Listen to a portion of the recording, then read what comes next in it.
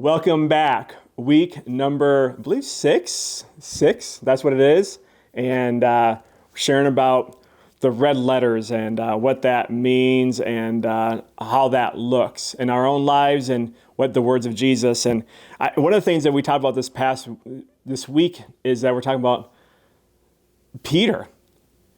God called Peter and then walked with Peter. Then Jesus was crucified, rose again, and then he appeared to the disciples. And he had this moment after he rose from the dead.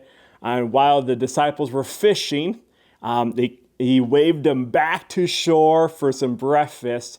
And Peter jumped out of the boat, ran to Jesus, and they had this breakfast all together, which would have been to hang out with the nail-scarred hands of Jesus Christ would be incredible, especially from their vantage point.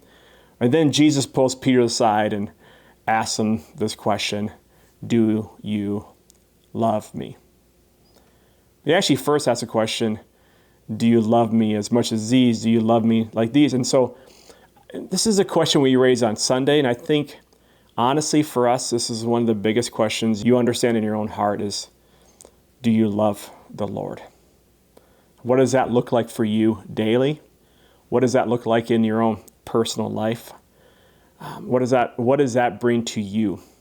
I do believe when we start asking this question, and it goes from Peter went from following the Lord into falling in love with Jesus Christ, things in your life begin to change. At this moment, he went from denying Jesus 3 times to now Jesus declaring to him 3 times, asking him, do you love me? Do you love me?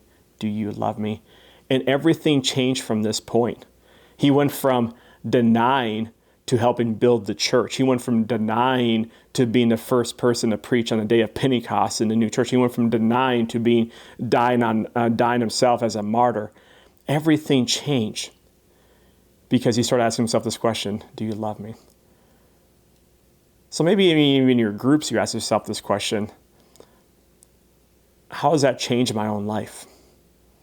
The question is, do I love him? Do I love him more than this? Do I love him more than this? They came to Jesus and asked Jesus, what's the greatest command? And he goes, you know this.